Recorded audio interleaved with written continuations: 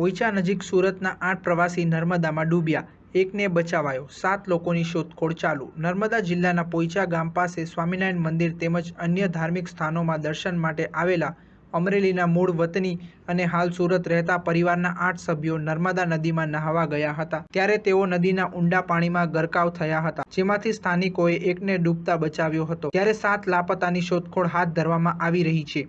મૂળ અમરેલીના રહેવાસી અને હાલ સુરત રહેતા પરિવાર આજે સવારે રાજપીપળા પાસે આવેલા પોઈચા ગામે સ્વામિનારાયણ મંદિર તેમજ અન્ય ધાર્મિક સ્થાનોના દર્શનાર્થે નીકળ્યા હતા. ત્યારે પોઈચા નજીક નર્મદા નદીમાં પરિવાર નહાવા ઉતર્યા હતા. આ દરમિયાન નર્મદા નદીના ઊંડા પાણીમાં પરિવારના 8 લોકો તણાયા હતા. આ બનાવની જાણ નજીકના ગ્રામજનોને થતાં તેઓએ એક વ્યક્તિને આબાદ રીતે બચાવી લીધો હતો, જ્યારે પરિવારના બાકીના 7 સભ્યો ડૂબી ગયા હોવાની માહિતી મળતા ફાયર બ્રિગેડની ટીમ ઘટના સ્થળે પહોંચીને બચાવ કામગીરી હાથ ધરી છે. હાલ નર્મદા નદીમાં લાપતા થયેલા સુરતના પરિવારના 7 સભ્યોની શોધખોળ ચાલી રહી છે. ફાયર બ્રિગેડ તથા સ્થાનિક તરવૈયાઓ ડૂબી ગયેલા 7 સભ્યોની શોધખોળ કરી રહ્યા છે. સ્ટાર ન્યૂઝ 7 હંમેશા સચ્ચાઈની સાથે.